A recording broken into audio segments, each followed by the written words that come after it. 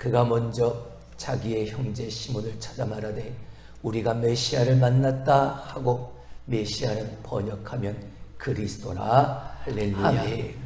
오늘 예수 그 이름의 비밀, 예수 그 이름의 능력을 가지고 세상에서 승리하는 삶을 살아가는 저와 여러분이 될 수 있기를 주님의 이름으로 축원합니다.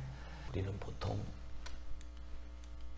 예수 그리스도라고 부르게 되어질 때 예수라는 이름과 그리스도라는 두 이름을 붙여서 예수 그리스도라고 부르게 되어집니다. 우리는 이렇게 예수 그리스도라고 부르게 되어지니까 이 의미가 각각 같은 걸로 우리가 그렇게 생각할 때가 있는데, 전에도 말씀을 드렸던 것처럼 분명 다른 뜻을 가지고 있는 두 가지의 이름인 거죠. 이 그리스도라는 이름 자체도 이 하나만으로도 예수님의 분명한 하나의 또 하나의 다른 이름인 겁니다. 신약 성경에서 무려 500번이나 이 예수님의 이름으로 나올 정도니까 이 그리스도라는 이름이 가지고 있는 영적 무게감은 막중한 거죠. 얼마나 큰지 모르는. 자, 오늘 본문의 말씀을 다시 한번 보시죠. 그가 먼저 자기의 형제 시몬을 찾아 말하되 우리가 메시아를 만났다 하고, 메시아는 번역하면 뭐라? 그리스도라. 여러분, 이 말씀은 예수님이 세상에 그 모습을 막 드러내시고 이제 본격적인 사역을 시작하려고 하던 그 초창기에 예수님을 만난 안드레가 자기의 형제 시몬을 찾아가서 한 말입니다. 그가 먼저 자기 형제 시몬을 찾아가 말하되 우리가 뭐를 만났다? 누구를 만났다?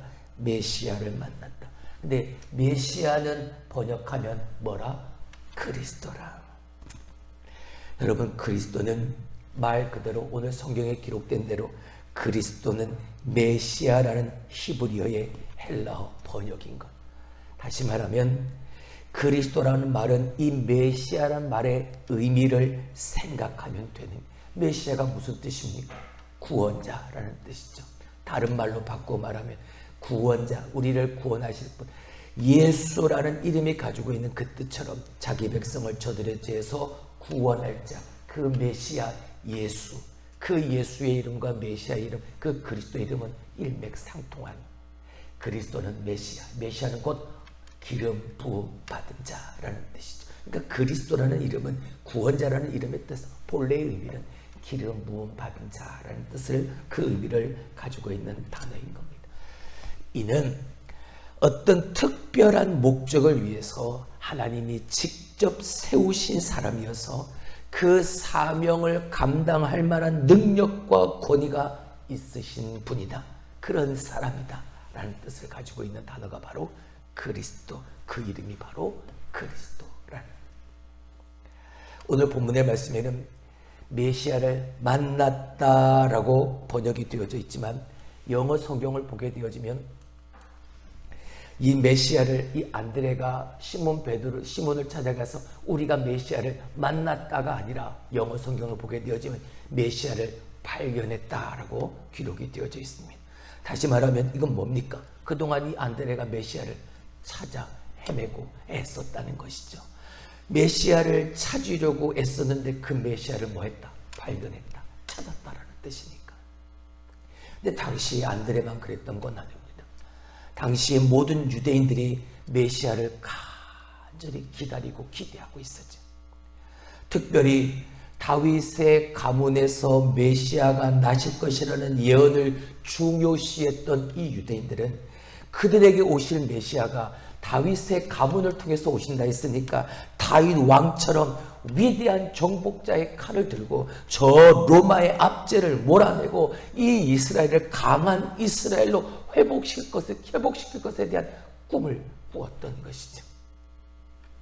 이런 정치적 메시아를 기대했던 정치적 메시아를 향한 이 대중적 기대는 지금 그들이 당하고 있는, 로마로부터 당하는 그들의 비참한 현실 속에 오히려 더욱더 간절했고 절박했고 강렬할 수밖에 없었던, 그렇게 찾았던 그 메시아를, 근데 안드레도 그렇게 찾았던 메시아를 뭐했다?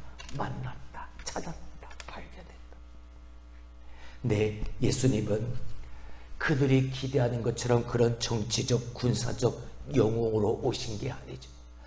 그 정치적, 군사적 영웅보다 훨씬 더 높은 차원의 무엇으로 오셨다? 메시아로 오셨다. 사람들은 땅의 세력을 바꿀 정치적 메시아를 기다렸지만 예수님의 초점은, 주님의 초점은 이 땅이 아닌 하나님의 나라였던 거죠. 그래서 예수님은 자신의 이름이 그리스도임을 밝히신 그 순간부터 결정적인 순간마다 예수님이 어떤 메시아인지를 제자들에게, 사람들에게 가르쳐 주셨던 겁니다. 자,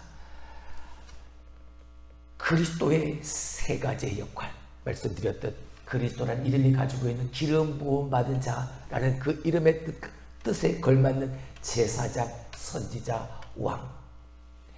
실제로 구약 성경에서 기름 부음의 이 예식은 사람의 머리 위에 기름을 붓는 그 의식으로, 그 행위로 이루어졌죠. 다시 말하면 영적 기름 부음의 상징이었던 겁니다.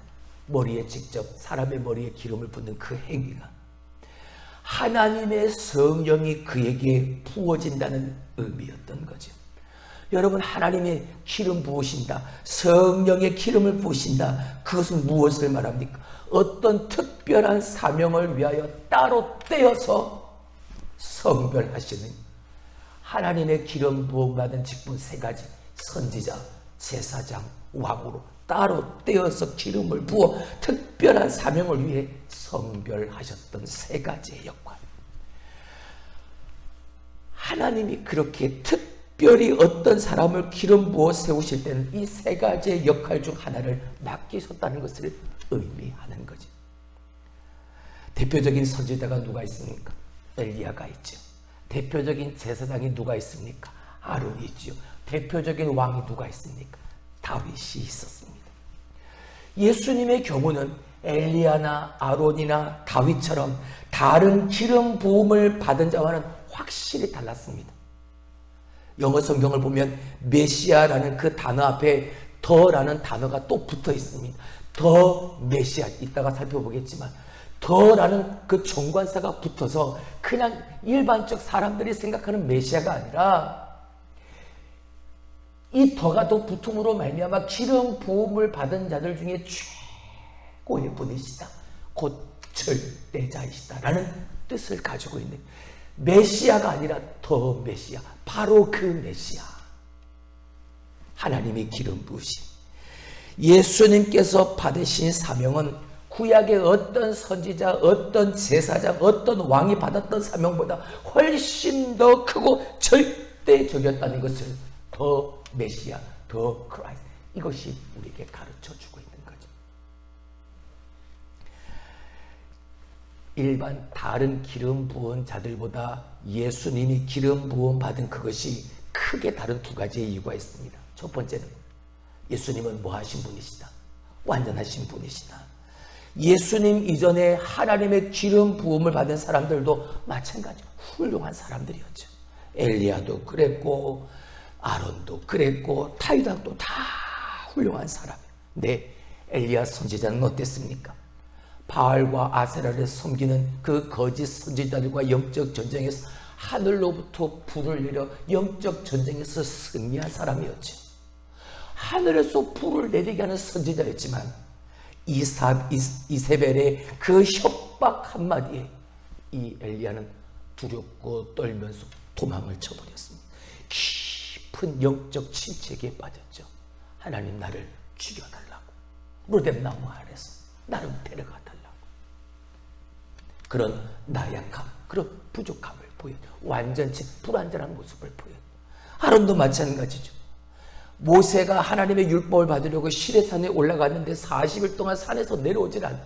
모세가 죽었답니다. 백성들이 우리를 애굽에서 인도하여낸 신을 그래서 금을 다 녹여가지고 뭘 만들어냅니까? 금송아지를 만들어내. 그래서 그 금송아지를 세워놓고 이 신이 우리를 애굽에서 인도하여낸 신이라. 백성들이 자꾸만 이 아론을 압박하니까 그 압박에 못 이겨서 송아지 우상을 만들어낸 그 부족함이, 불완전함이 있었어요. 다윗 왕도 그랬지요.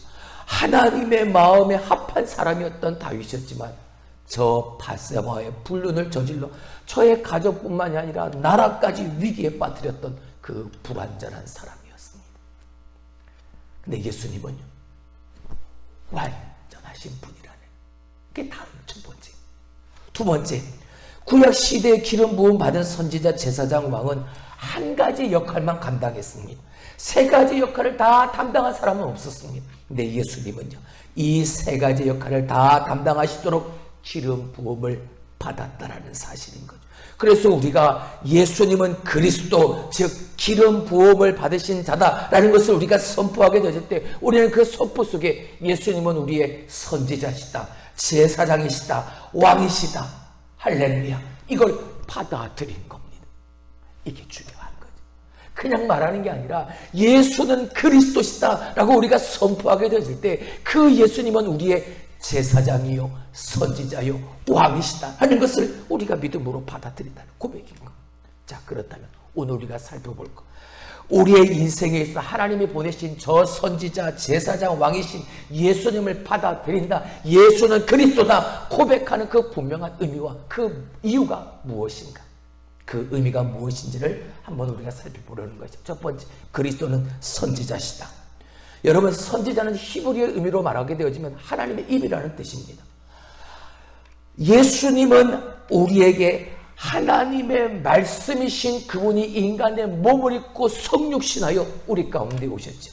요한복음 1장 1절, 태초에 말씀이 계시니라, 그 말씀이 육신이 되어 우리 가운데 오셨다. 할렐루야.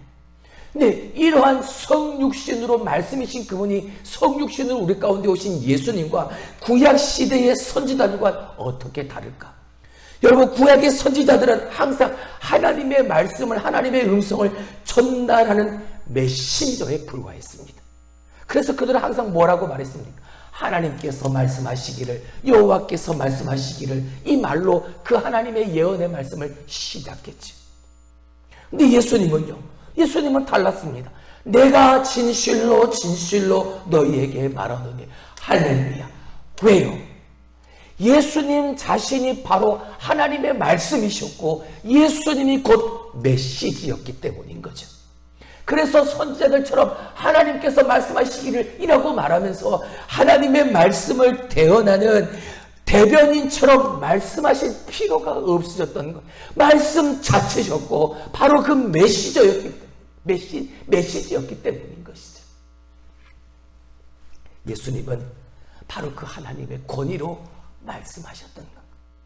예수님이 말씀하시면 물이 변하여 포도주가 되어지고 거친 바다가 잠잠해지고 악한 귀신들이 떠나가고 죽은 나사로가 살아났던. 왜요? 예수님 자체가 곧 말씀이시니까. 그렇습니다. 여기서 우리가 중요하게 생각해야 할, 예수님의 말씀으로 모든 것이 다 결정된다는 것. 할렐루야. 다시 말하면 예수님의 말씀이 내 인생의 마침표다. 할렐루야. 그러니까 우리 삶에 예수님을 선지자로 받아들인다라는 것은 예수님의 말씀이 우리의 모든 것을 다 결정한다라는 믿음의 고백인 거죠. 할렐루야. 내 문제는요, 예수님의 말씀으로 모든 것을 결정하지 않는 우리에게 문제가 있는 거예요. 내 뜻과 맞지 않으면 아무리 예수님의 말씀이라 해도 무시하고 거부합니다.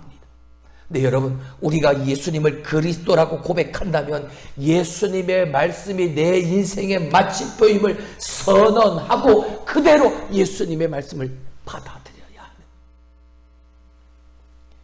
그 마음으로 하나님의 말씀, 주님의 말씀을 늘 묵상해야 하는 것이고 내게 들려진 그 말씀에 순종하는 삶을 살아야 하는, 예수는 그리스도라 고백하는 사람이라면.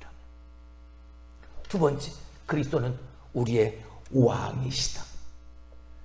우리가 예수님을 믿고 구원받았을 때 우리는 하나님 나라의 시민이 되어집니다. 할렐루야. 우리는 하나님의 자녀가 되어지죠. 예수님은 그 하나님 나라의 왕이십니다.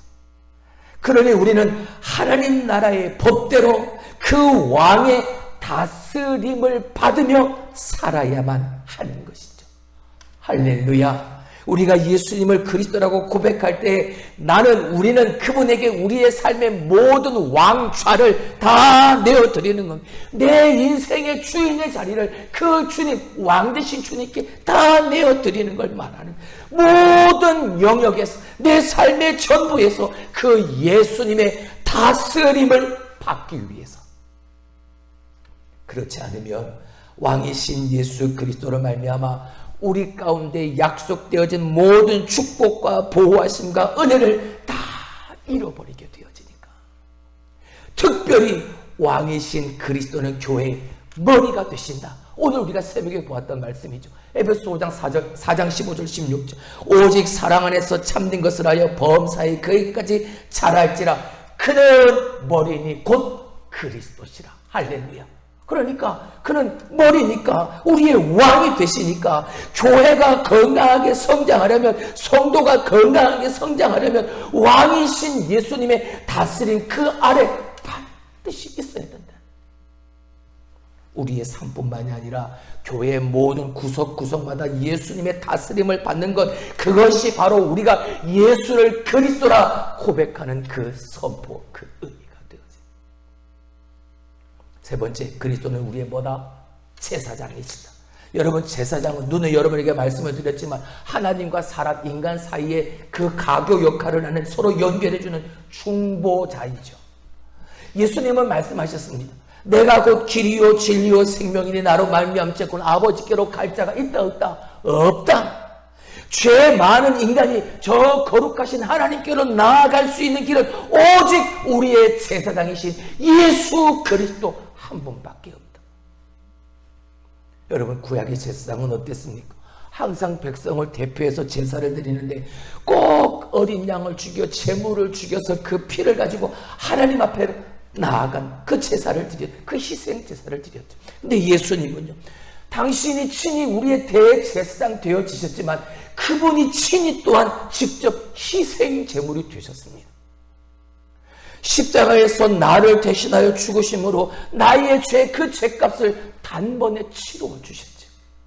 그 십자가 보혈의 은혜가 하나님과 우리 사이의 관계를 회복하도록 만들었던 겁니다.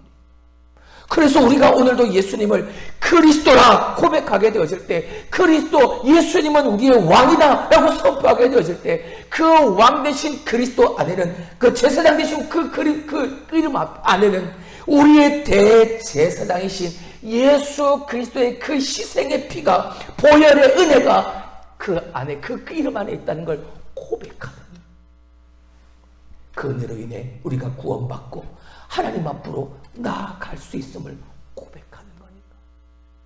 예수는 그리스도다. 예수는 선지자시다.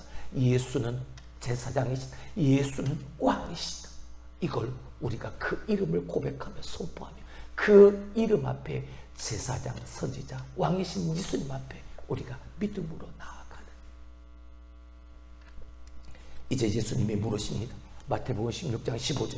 너희는 나를 누구라고 하느냐? 자, 앞에서 살펴보았던 1장 41절, 예수님이 사역을 막 시작했던 그 초창기 때의 일이라면, 이 마태복음 16장 15절은 예수님이 갈릴리에서 세 번째 사역을 하실 때, 그러니까 한창 예수님의 사역이 절정에 이루었을 때 가이사랴 빌립보 지방에서 제자들과 대화한 내용이죠. 당시 온 유대 땅에 예수님의 사역이 최고의 절정에 이르렀을 때니까 유대 땅의 가장 화제의 인물은 바로 예수님이셨던 겁니다. 그럴 때 예수님이 한숨을 고르시고 제자들에게 묻는 거죠. 저 사람들이 나를 누구라고, 인자를 누구라고 하더냐.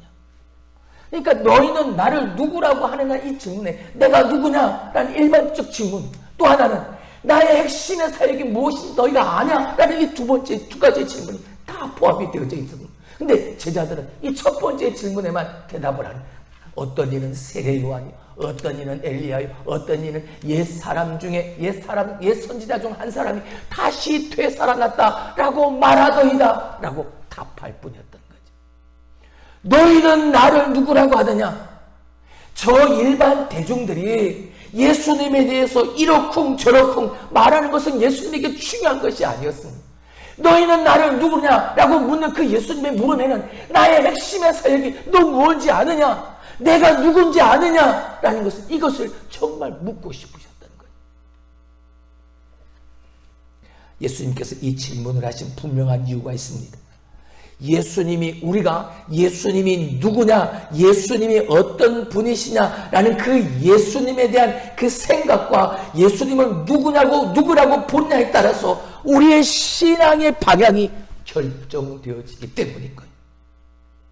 예수님에 관한 우리의 생각이 우리가 어떻게 그분께 나아가야 할 것인지를 결정하기 때문이. 다시 말하면, 쉽게 말하면 예수님을 선생님이라고 우리가 생각한다면 그 선생 대신 예수님께 우리가 원할 것은요, 어떤 정보를 원할 겁니다. 만약 예수님이 의사라고 생각한다면 나의 병 고침을 원할 것입니다. 예수님이 비즈니스 컨설턴트, 어떤 사업상의 파트너였다면 어떻게 하면 사업이 성공할 것인가, 이걸 사업의 성공의 여부를 물었을 것입니다. 예수님이 정치 지도자라 그렇게 생각했다면 그 예수님이 정치 지도자가 가지고 있는 권력을 내게도 달라고 그 권력을 원했을 거죠. 내가 예수님을 누구라고 생각하느냐, 어떻게 생각하느냐, 그것에 따라 우리가 그 예수께 나아가는 방향이 달라지네. 나를 누구라고 하느냐. 예수님의 이 질문에는 이 두 번째 질문이 담겨져요. 나의 핵심 사역이 무엇인지 아느냐? 내가 무엇을 위하여 내가 여기 온지 아느냐? 내가 왜 그리스도인지 너희가 아느냐? 이거 물어보는 거예요.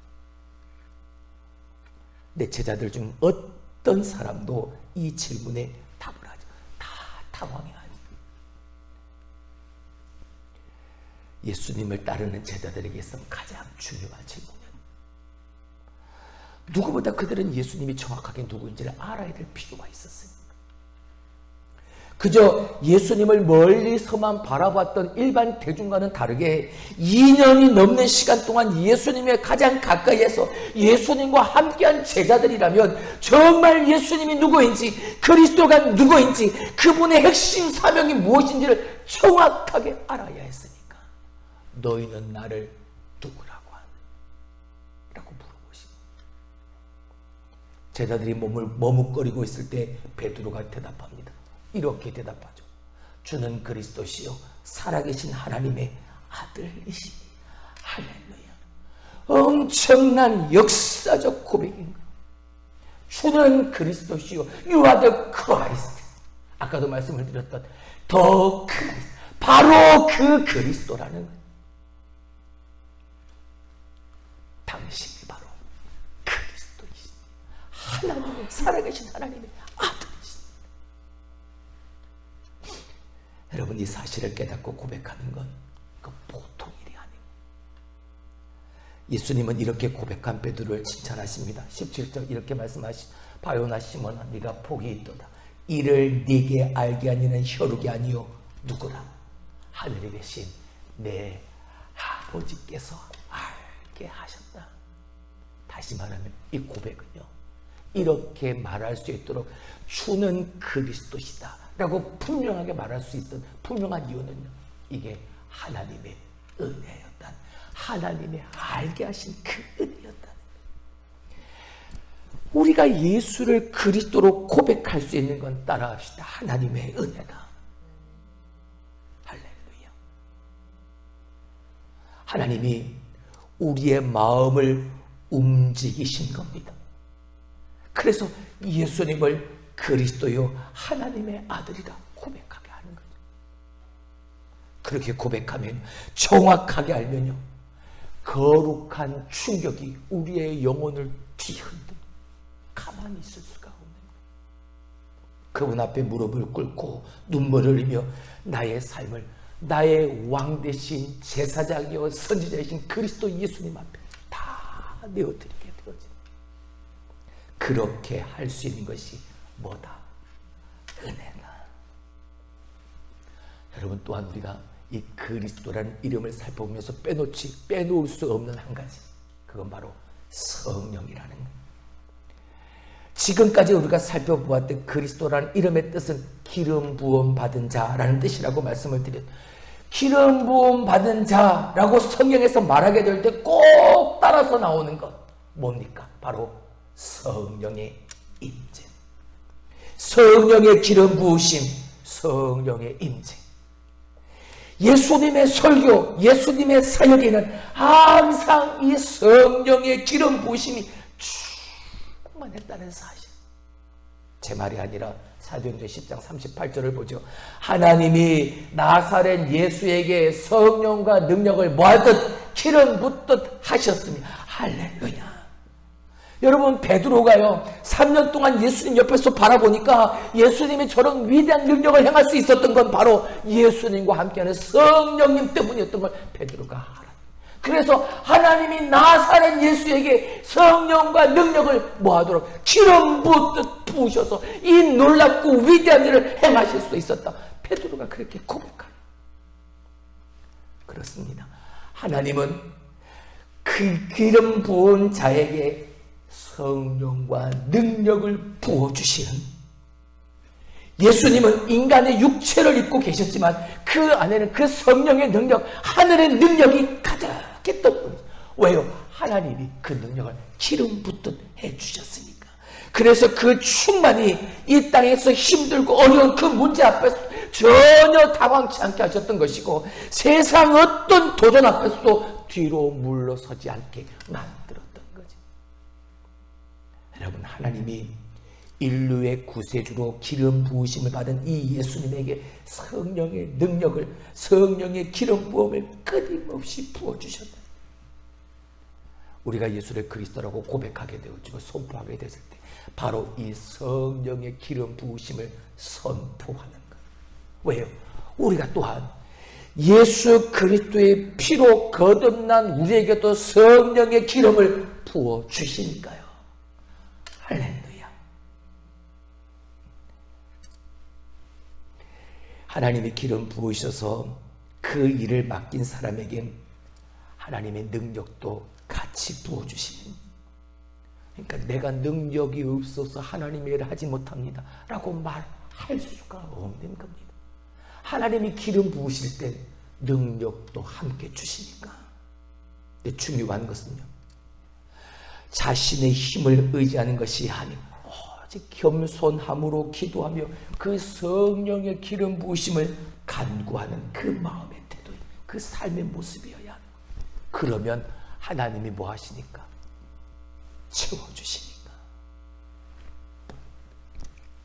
성령으로 충만하셨던 예수님은 두루 다니시고 선한 일을 행하시고 마귀에 눌린 모든 사람을 다 고치셨습니다. 예수님께서 행하신 모든 기적과 영적인 승리의 비결은 다 이것 때문이었죠. 하나님과 함께, 하나님이 함께 하셨습니다. 하나님의 동행하심, 성령과 능력을 기름 붓듯 하셨기 때문에 하나님과 동행하면 무슨 일이든 불가능은 없습니다. 그리스도의 자녀된 우리도 항상 하나님과 교제하고 하나님과 동행하는 삶을 살아야 될 분명한 이유가 여기에 있는 거죠. 어디를 가든 무엇을 하든 항상 하나님과 함께하는 여러분이 되길 주님의 이름으로 축원합니다. 그러면요, 어떤 장애도 극복할 수 있고 어떤 어둠의 권세도 물리칠 수 있을 줄로 믿습니다. 왜요? 하나님의 일을 맡기신 자에게, 하나님 기름 부으신 자에게 하나님은 능력도 기름 붓듯 하여 주시니까 할렐루야. 우리가 그것으로 하나님의 일을 감당합니다. 말씀을 맺습니다. 그리스도 기름 부음을 받은 메시아가 여러분 우리 가운데로 오시면 우리는 영적 희년을 맞이하네. 여러분, 희년은 승리와 안식, 영원한 기쁨을 상징하죠.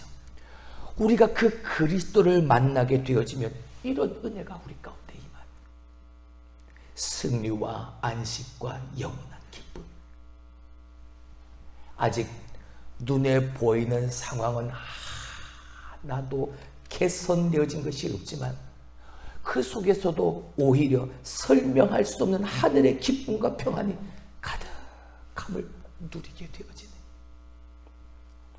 교회가 예수 그리스도를 높이고 그분만 꽉 붙들고 있으면 세상이 할 수 없는 기쁨이 교회 안에 가득 채워지는. 할렐루야.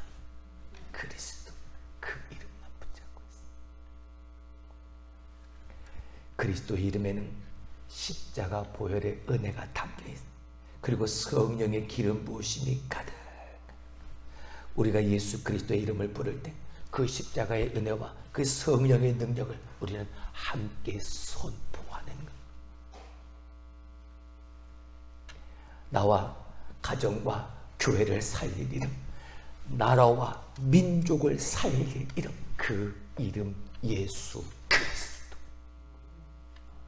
그 이름을 높이고 그 이름을 누구보다도 더 사랑하는 여러분이 되시길 그 예수 그리스도의 이름으로 축원합니다. 기도합니다.